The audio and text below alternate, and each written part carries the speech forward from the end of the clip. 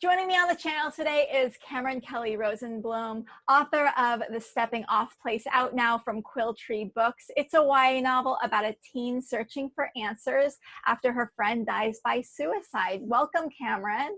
Hi, thank you. And I always like to start at the beginning and explore your path to becoming a published author. So tell us, what kind of kid were you? Well, I am the classic middle child. I have two siblings. My brother is 4 years younger and my sister's 4 years older. So, like we had very family, but at the same time, there was a lot of space in between. So I think that I had to be able to get along with everybody, but I also, we were too spread out to be playmates, really. So I did a lot of like pretend play by myself, which I think is kind of a little bit where the writer came from. Yeah, and what kind of books did you like as a kid growing up?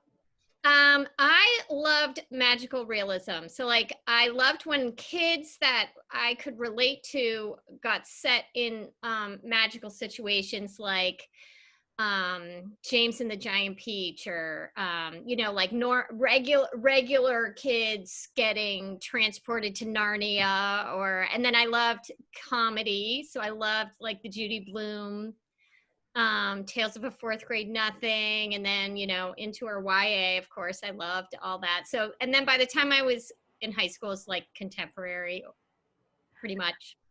Awesome. So what was your path from being a reader who enjoyed reading to like wanting to write your own books? I think that I was a very avid reader. I wouldn't say I was like a stellar student, but I was always strong in the languages, and so I think part of it was being in a family where everyone was kind of, I just remember these big holiday meals where everyone would be laughing. And so you always wanted to be saying some funny story. But since I was like younger than a lot of my cousins and my relatives, then I think I never really got heard. So I think I started to write, or at least, not as heard as I wanted to be.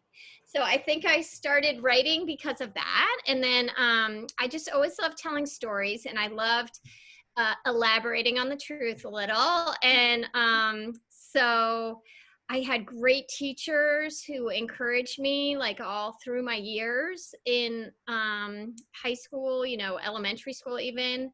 And then when I was in college, I tried journalism because I knew it's like impossible to make a living as a novelist. So I thought, okay, well, I'm going to have to get a job, so I'll try journalism. But I hated it. And I think it's because you can't get creative, or you shouldn't, if you're a journalist, in the same way that you can when you're making up your own stories. So I gave up on journalism, and then I to get that job, I started teaching after I went to graduate school, got my education master's, and then but I always had an eye on wanting to get published. So when my kids were, I had a little freedom from my kids, and I just decided to really go for it. And I joined SCBWI and met a lot of great people, and it took a while. Yeah. When we were talking earlier, you said you're a librarian. Yeah. So was that also something that you wanted to pursue?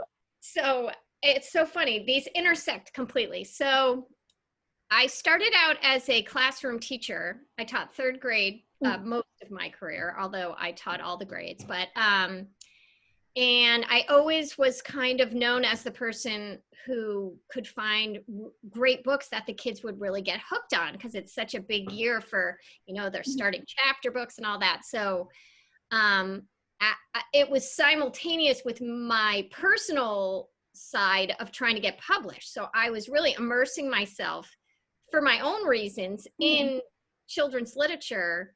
And then it just leaked out into my job. And so when our librarian, who'd been there for 20 years, retired, I was, my principal encouraged me to apply, even though I didn't have my master's is in education, and I live in Maine, and that was good enough. So, that certification got me through the interview door, and then I finished my library degree while I was on the job.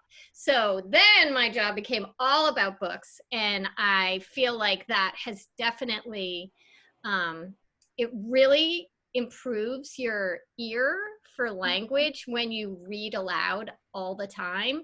And even though I'm reading, I'm kind of surrounded by them right now because I'm teaching remotely, but even if you're reading short picture books,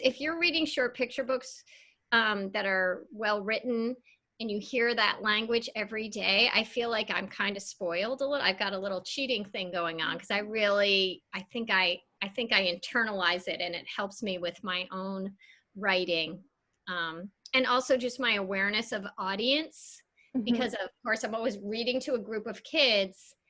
And, a lot of times I read the same book over and over because I have, 6 third grades and 6 fourth grades or whatnot. And, when you see the punchline land exactly the same way every single time, you're like, wow, this writer really knows what they're doing. So I feel like I learn a lot. I have like built-in mentors, whether they know it or not. Yeah. Yeah. Did it, well, you must have been doing it for a while, but reading aloud is like an art form. Like how did you get good at that? I'm so glad you asked that question because I take my read alouds really seriously. I had a 3rd grade teacher, Mrs. Burt, and she read us James and the Giant Peach, and she did every insect's voice. And every book that she read us, I could rattle them off because they're all classics, but she read them and she always did the voices. And so, when I was younger and a teacher, I was like too cool to do that. I was too self-conscious, really, is what it is. And now that I've my kids are older now, so I've already been a mom and gone through the bedtime story routines and all that. So now I'm just like, you know what? The kids love hearing that. And I'm not an actor. I have no training, but especially when you start to know stories really well, you can really use the inflection and do character voices. And yes, I believe that is a very important part of the doing read alouds, is the voices. Do you practice it by yourself before you do it in front of the kids? Sometimes I do for sure. Yeah. Because sometimes if there's a lot of characters, I run out of like voices, and so once in a while I'll have to, really dig deep, or I'll just, if in a pinch, I'll just throw in a British accent just because then they can tell it's somebody different. It's kind of silly, really, but it's fun. That's fun. So how did you go from being a person who loves books to wanting to write your own? I think that again, I think there's, for me, I was sort of an introvert and an extrovert. I'm like an extrovert. I love people. I love meeting people. I love hanging out with people. I'm just a people person. But on the same side, I think every writer has an introverted side, and some writers just define themselves completely as introverts. But I feel like I had that side to me that was like reflective and a little more quiet that I probably developed from being a reader. So when I went to start, writing stories, and I got really good feedback from my teachers, like right away, 4th grade, I still remember my teacher of all the kids chose my story to read aloud, and everyone laughed when I hoped they would laugh. And I just remember that being like so empowering. And so I owe a lot to my teachers, I think. And I also feel like, well, I think there's something to the idea that even though writers are always like working alone in isolation, because that's how you have to get your work done, I feel like I'm always thinking about who's going to be listening. And I kind of always have this like audience that's like imaginary, a little crazy sounding, but I'm always trying to write to my audience. So I'm kind of bouncing it off people, even though there's no one there, if that makes any sense at all. That totally makes sense. Tell us about the day that you found out your book was going to get published. Well, I had a very strange, it's kind of one of these, it's a little eerie. Mhm. So you said at the beginning that my book does involve a suicide, and the two lead characters, Hattie and Reed, are best friends. And Reed is the narrator, and Reed is she sees herself as a sidekick, and Hattie is just like everything to her.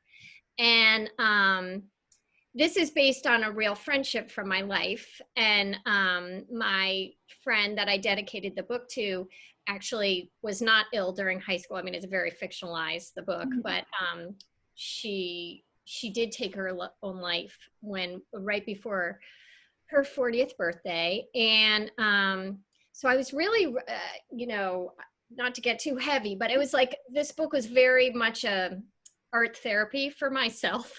Yeah. I kind of was writing it.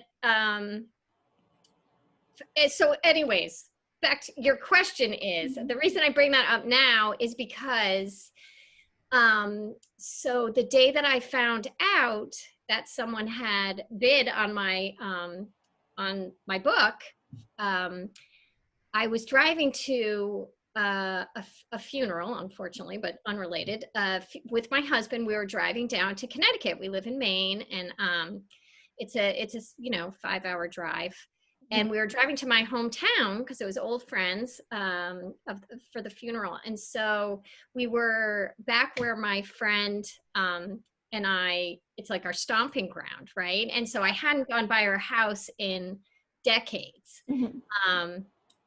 And I drove by her house, and while we were sort of sitting there, my husband was like, I think you should. It just seems so weird that we're here on the same day you got this offer. It was almost like mystical. Yeah. And I'm not really a person who's into that stuff, but I was like, yeah.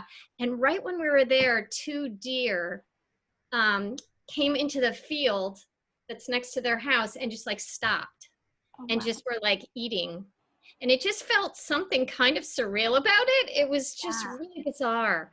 So that is when you ask that question, that's the thing that sticks in my mind the most about that day. Of course, there was lots of raucous cheering, but I also feel like, gosh, to be going to a funeral on the same day as one of the happiest moments of your life. Like, I feel like there was like this like polar pull of happy and sad. And I guess just to remember, I don't know. But it was a great day. It was a great day on that one side and a very sad day, but I guess that makes you appreciate the good things, I guess. That's absolutely amazing. And that you went to, and that you were in your hometown too, and you went to go to that house. It was very random because we were only down there for 2 days. We went down overnight and came back. And I mean, it had gone out on submission. It had been out for a few weeks, and we hadn't had anything yet. And then there it was, boom, just like that on that day. It was very weird. But what's a misconception that you had about publishing prior to being published that has now changed? I did not know how much waiting is involved. Oh my gosh, lot of waiting, waiting. Even after I got the contract, waiting for, the editorial letter. And then you get the editorial letter and you work on your edits, and then you send it back, and it's like, oh my gosh, it's months and months, and you never hear anything. And then, your friends who are not writers are all so excited. They're like, when can I get your book? And I'm like, 2 years. Yeah. It'll be out in 2 years. Don't forget. Yeah. Yes, exactly. And people have no idea because they keep on asking, like, how's your book coming? And I'm like, it's just. Yeah. Hard to explain to other people. Yeah. But, and they're, but you know what? Those are problems I'm happy to have because I worked a long time to get to this place. So pitch your book. Tell us all about it. Okay. Well, so like I said, it's about these 2 best friends, and very much a sidekick relationship. And when I did lose my friend in real life, I was I was like, wow, what if that had happened in high school? I would have been lost. Like, what does the sidekick do when there's no superhero anymore? And then plus the grieving process. So I did not want to write, though. It sounds weird, but I really didn't want to write a dark, sad book. Mm-hmm. It is sad.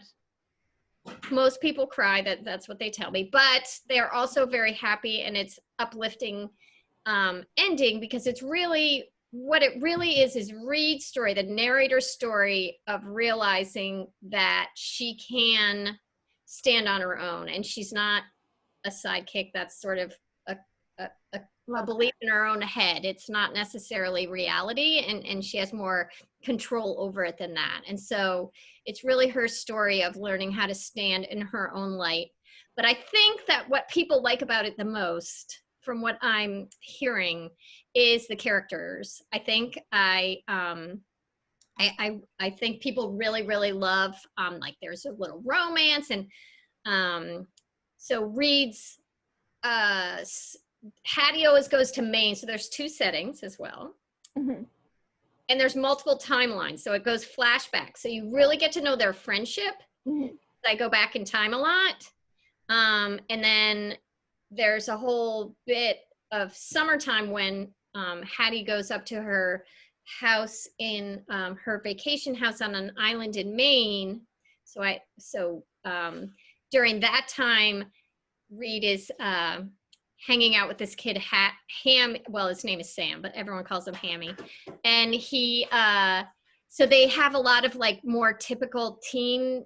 There's a whole chunk of it where the suicide hasn't happened. Mm-hmm. And then there's a whole bit of it where Reed is kind of in disbelief. And so she's trying to figure out, so there's like a mystery involved. So it's not only about the loss, although the loss is the start. It's nice. Very interesting. What's your favorite step in the writing process? Is it drafting or revising? Oh my God, revising, hands down. I don't hate drafting. Of course I don't hate drafting, but I love the part when you've already got the ideas down, and then you can go back and, you know, deepen your characters and make a prettier sentence and improve the setting, or, you know, add and subtract, that kind of thing. I'm definitely a person who writes to figure it out. Like, I do have a plot idea, but I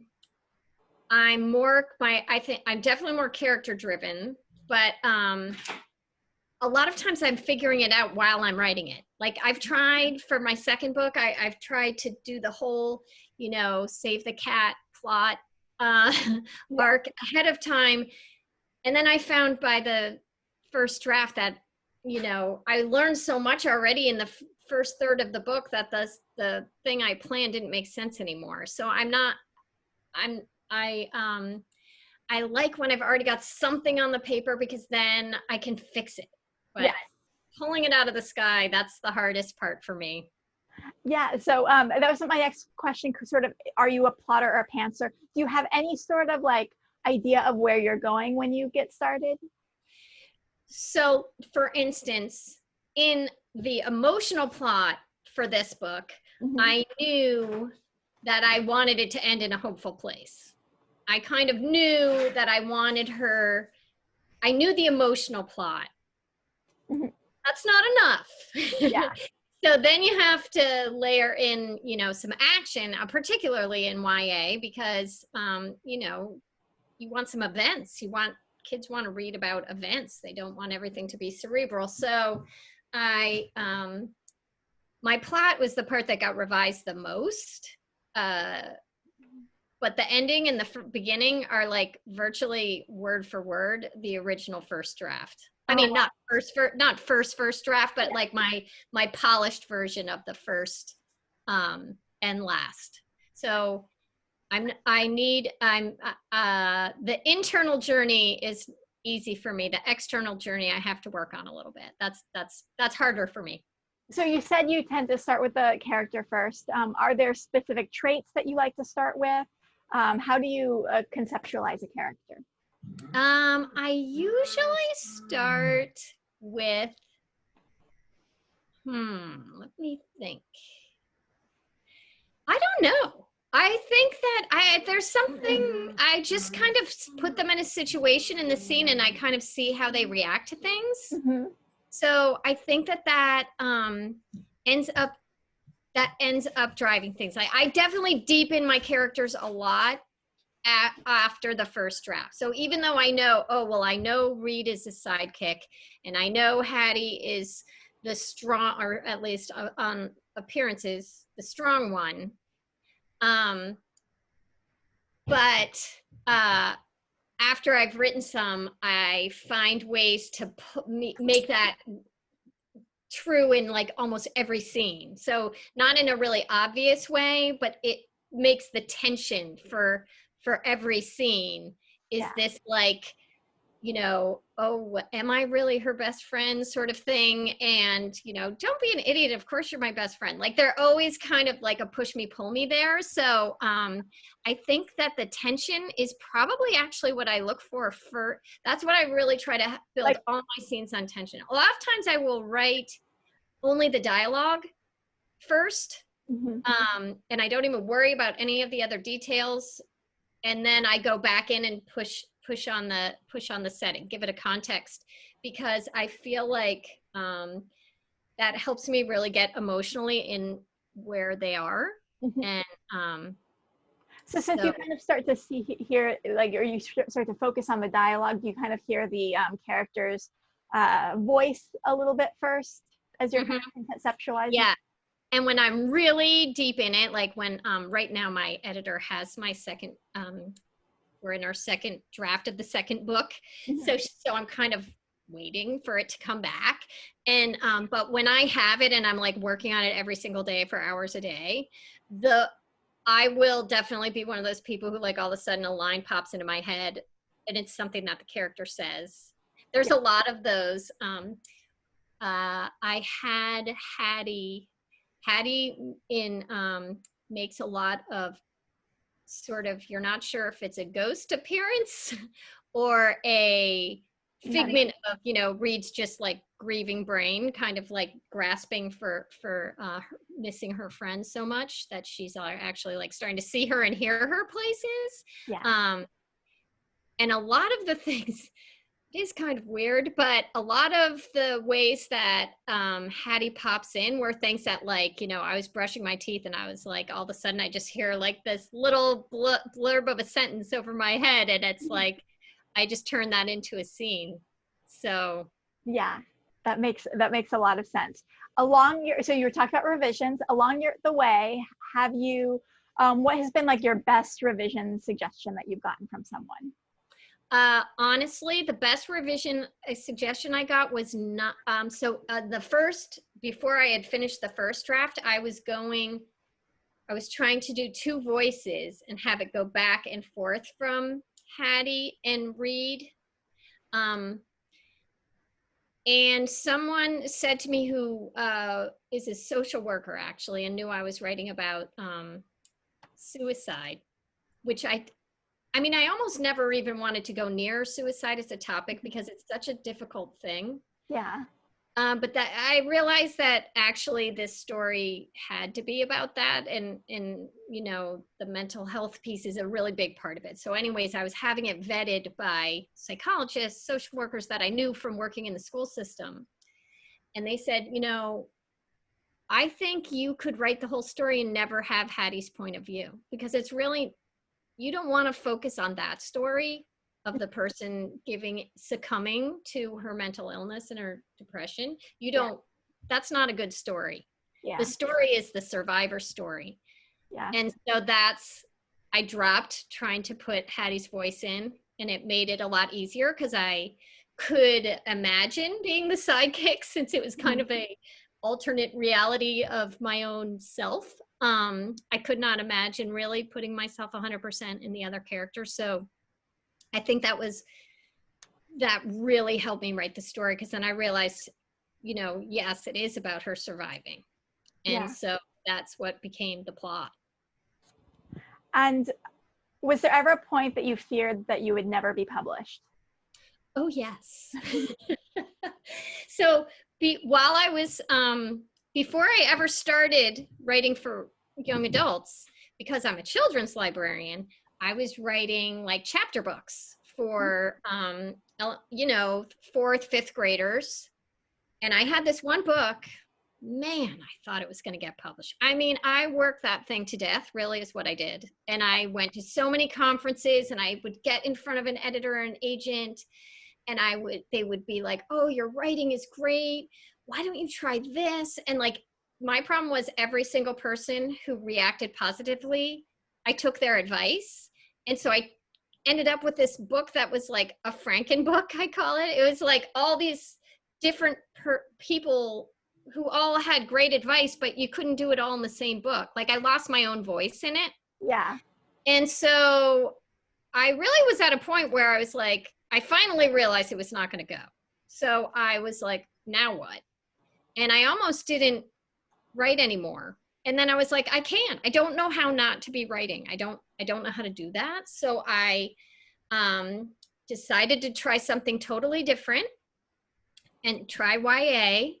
And, you know, it kind of coincided with this event that I was trying to work out for myself emotionally. And so I think I got some freedom when I stopped worrying, because I was kind of like, is it okay if I write this? Like, will I be okay if I go to all this effort and it never sells? And I was like, you know what? I'm writing this one a little bit for me, myself. Yeah. And I'm just going to let it be for me, because I love doing it. I have all these great writer friends that I hang out with and we talk writing. I can't give it up. And I think letting myself off the hook of being so focused and more just really writing for the artist in myself, I think that was the thing. I think that's why, because this one, people were already requesting it before I finished. I mean, not to sound, but it has a very hooky beginning, and it just was, I was pretty sure this one was going to go, but the irony was I had already given up before I got there. Would you ever like to be famous? I love that question. Sure. The good thing about being writer famous is that most people won't recognize you anyways. I mean, I guess if you're like Maya Angelou, people recognize you anywhere you go, but I can't really even wrap my head around being that famous. So I think, I mean, sure, I'd love my books to be like a household name, you know, that would be amazing. But I don't want to be like movie star famous. If you could have any non-supernatural quality or ability, what would it be? I wish I could illustrate. I wish I could illustrate, because I have all these picture book ideas, but I think I would want to illustrate them myself, and I can't illustrate. I mean, I like to draw and stuff, but I'm not like a professional. So I think I would want to illustrate so I could create my own picture books. How fun. And what are you working on right now? So my second book that is coming out from Quill Tree in winter, I think it's scheduled now for January 22. Okay. So that one is because I seem to be drawn to light topics, it's about a sexual assault on an elite boarding school campus in New England, fictional, of course. And I really wanted to write a nuanced sexual assault story for these current teenagers who are like Me Too aware. Mm-hmm. They're have kind of go through consent. You know, they're educated in a way, but you know, somehow this assault still happens. So mm-hmm. It's 3 points of view, and one of them is male. And so I'm really excited to have the male. I've done a lot of research on so that I could make an authentic male voice in there on the whole topic of you know, consent and sexual assault. And wow, looking forward to it. Thank you. So everyone, sweeping glass, because a bunch of the kids in the story are on the crew team, Uh-huh. and they row on a lake. And so in the morning, it's like glass. And so it's called Sweeping Glass. Oh, I like that title. Awesome. Thank you. Okay, everyone, definitely pick up the Stepping Off Place. Thank you. And put buy links down below and follow Cameron on social media. I put Absolutely. your social media stuff down below. Great. Thank you so Thank much you. for being on the channel. My pleasure. What a great experience. I loved your interview questions.